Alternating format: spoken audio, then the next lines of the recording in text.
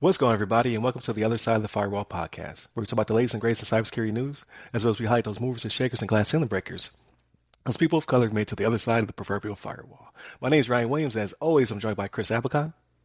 What's going on, everybody? What's going on? And then special guests, we have Daniel on the podcast for all the entire week. So if you have not already, check out Monday and Tuesday, where we have our topics. And then Friday, he'll break down his cybersecurity origin story, his background, his experience. So how are you doing today? Doing good, guy. Let's go. Let's dive into this. There it is. So without further ado, oh yeah, please like, share, subscribe. I always forget. And then without further ado now, I give it to Chris. Awesome. So today's article is by PC Magazine. So second ransomware group demands UnitedHealth pay for stolen data by Michael Kahn. Right. So this is really another chapter in the UnitedHealth Group ransomware attacks, continued effort to recover from this February's ransomware attack. Right. But a second hacking group is now demanding that the healthcare provider is to pay a ransom or else sell the company's stolen data to the highest bidder. So the group is Ransom Hub, and which emerged in February. But now they claim they have stolen 4 terabytes of data from UnitedHealth changed healthcare subsidiary to include personal details, medical records, and for millions of patients potentially, right? So in the article they say Change Healthcare and UnitedHealth, you have one chance in protecting your client's data, Ransom Hub wrote in this site on the dark web. The data has not been leaked anywhere, and any decent threat intelligence would confirm that the data has not been shared or posted, right? But now they're demanding that additional payout. But then, interestingly enough, this group claims it was behind the original ransomware attack in February while working with an affiliate member, Alf-V or Black Cat ransomware gang. So, I mean, this is really just interesting. So it seems like there's contracting issues from Black Cat as their subcontractor Ransom Hub performed the attack, and now they're having issues with each other, right? But then back then, Black Cat claimed that it's stolen 6 terabytes of company data, and where, of course, I think this has been covered in previous podcasts, allegedly paid a $22 million ransom to ALFE or Black Cat. The problem is apparently that they were swindled out of the $22 million payment without sharing profits with the affiliate member that pulled off the attack. So, and since then, Black Hat has shut down its operations. So this is a very interesting article because there's no honor amongst thieves, right? There's no honor amongst thieves, absolutely, right? So I joked about it earlier, right? So we joked about it, but it looked like, hey, Ransom Hub needed to have some type of contract with Black Hat. What's going on here? Again, but there's no honor. There's no honor amongst thieves, right? So they made out like bandits and said, bye. I guess Ransom Hub feels like they were the useful idiots in this case. But further down the article, it talks about some security researchers say it's possible that Ransom Hub is lying. So they haven't posted any sample data, right? So they could just be looking for that mad payout from the gang itself.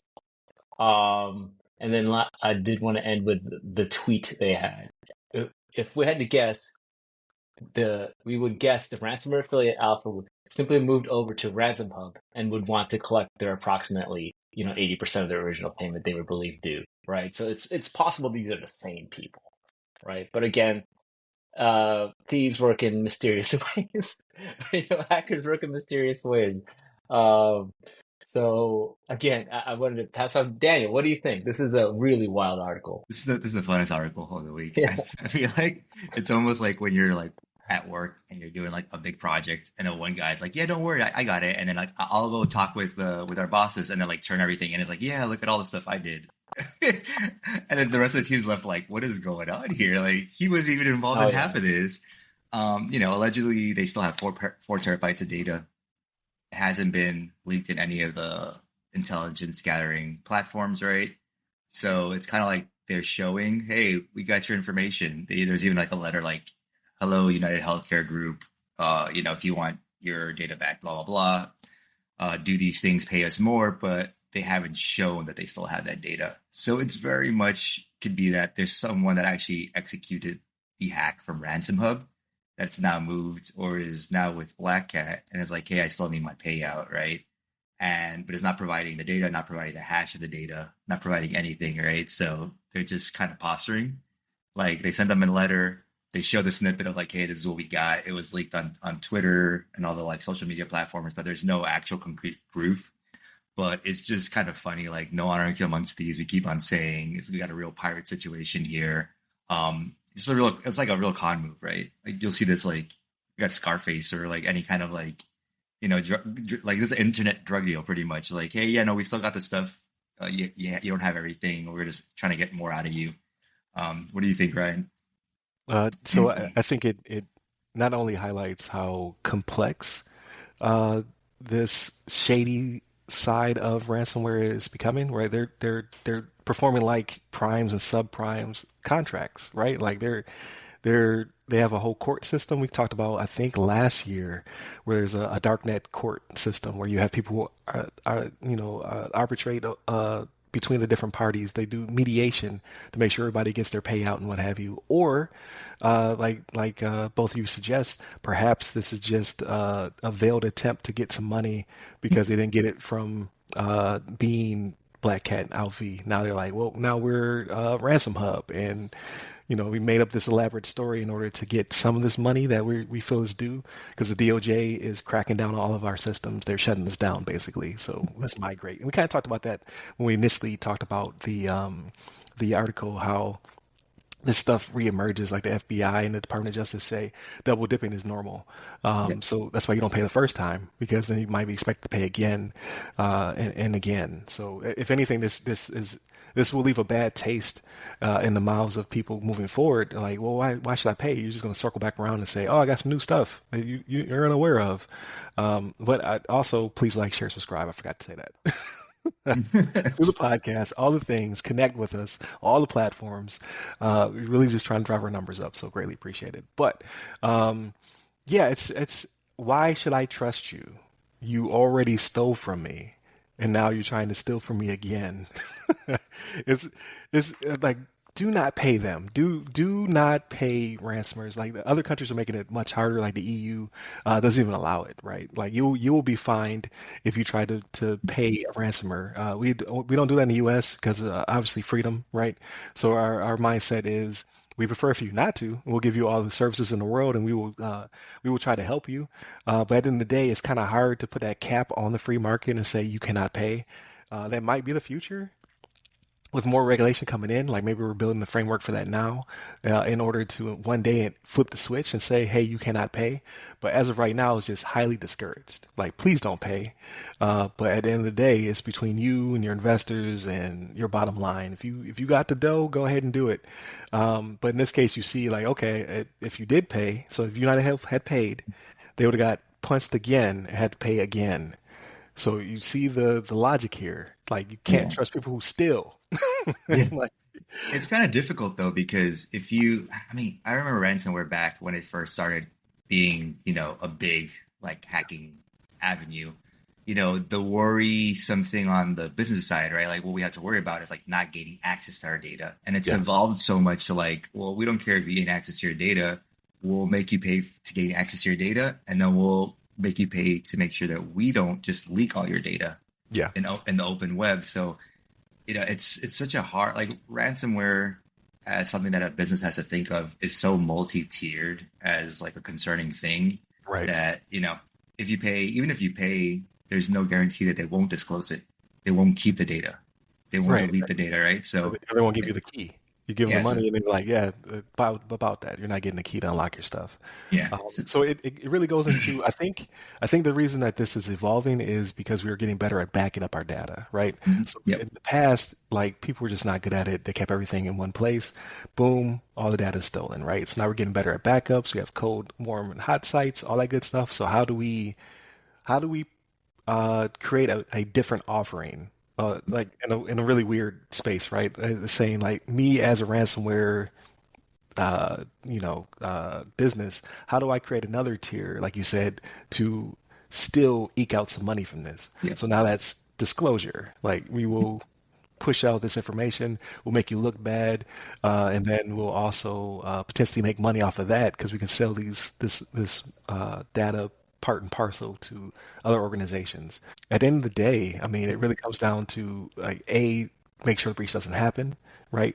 Better training for your employees in case it was social engineering, or they click the link of some sort. Better security, put your money where your mouth is. Stop saying that you're big into protecting your people and then not doing it, right? Where is that money actually going to?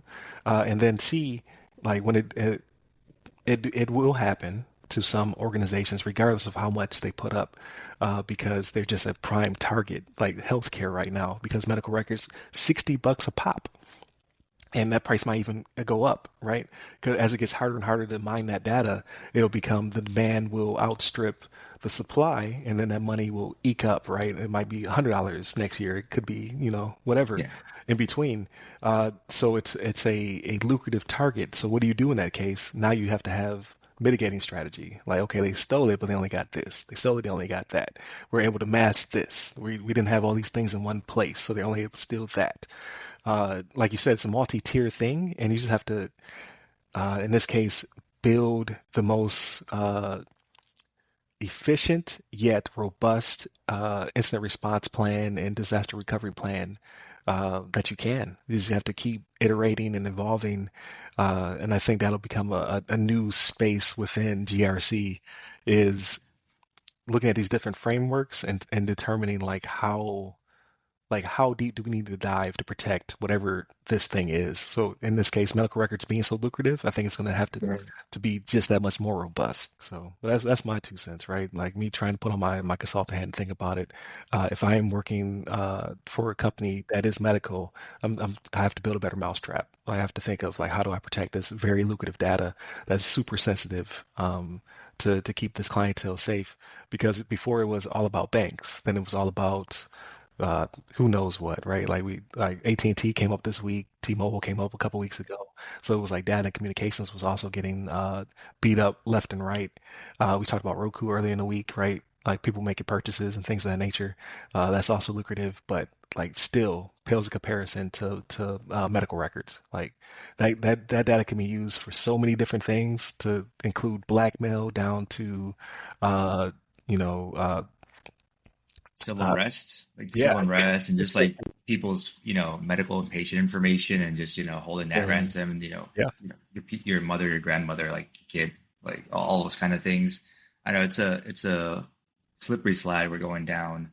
I even had conversations with people this week about medical information in general, and some of Yeah. the people that are more in the IT field is like, why is this even online, right?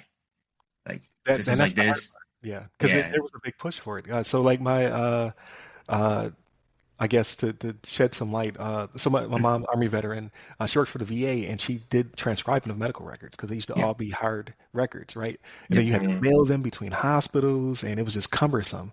So it's the big rough, push was to digitize all these records and to make it yeah, so much simpler and to provide better care for our patients. And unfortunately, now you're starting to see that now that data is being harvested by the bad guys because now it's accessible, right? They don't have to break into a hospital to get your medical yeah, record. yeah.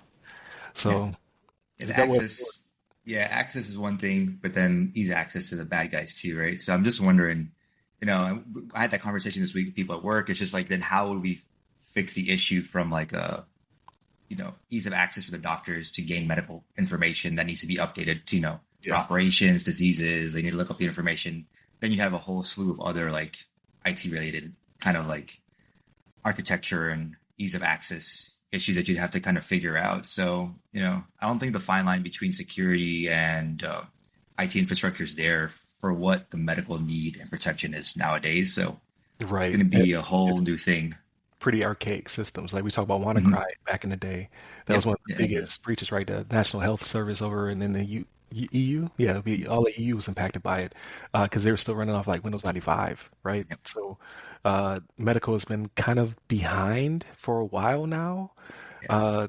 Uh, Case in point, the digitizing medical records, right? Like they was all hard records at one point, which in this case that would aid, but at the same time, that would hamper clinicians from getting the proper data to treat people, right? Like, how do you get a record that's in a different state?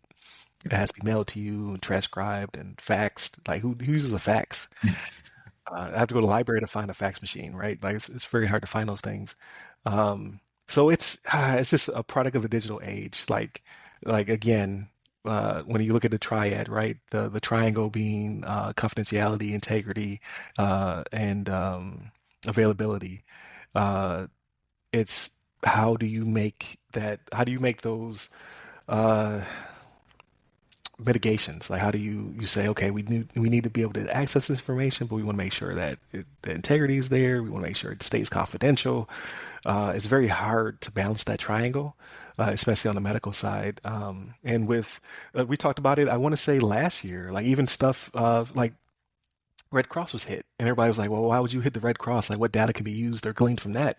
Well, now you can determine where people came from, right? Like, you have refugee information, things of that nature. You can blackmail people. You can find out where their parents are at, and then hit them for like, "Oh, so and so has needs money because they're being moved from."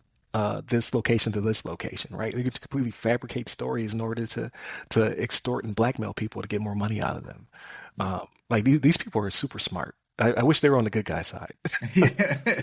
We need these ideas, but no, I mean, they're figuring out how to make money without having to do a bunch of work.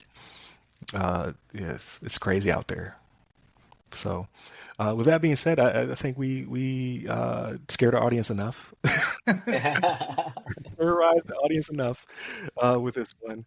And please continue to tune in throughout the week. So again, Monday and Tuesday were our topics. Wednesday, this was our discussion. Thursdays, I have on uh, Kane McGladrey from Hyperproof. He is their field CISO.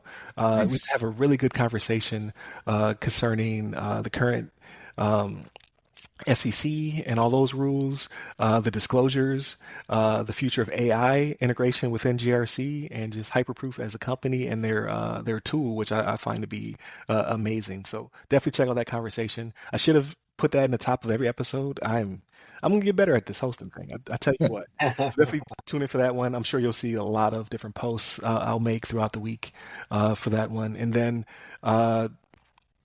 Next week, I'll have on Chelsea Pierre. So Chelsea Pierre is one of our first guests of all time, right? She was one of the first people to ever come on the show, and we break down what she's currently doing with her company, and then the future. She has a bunch of initiatives that are are coming up in the near future, and we'll definitely have that discussion. Hopefully, I have a voice for Friday's episode, so tune in for that one. We'll be breaking down Daniel's cybersecurity origin story, his background experience as well.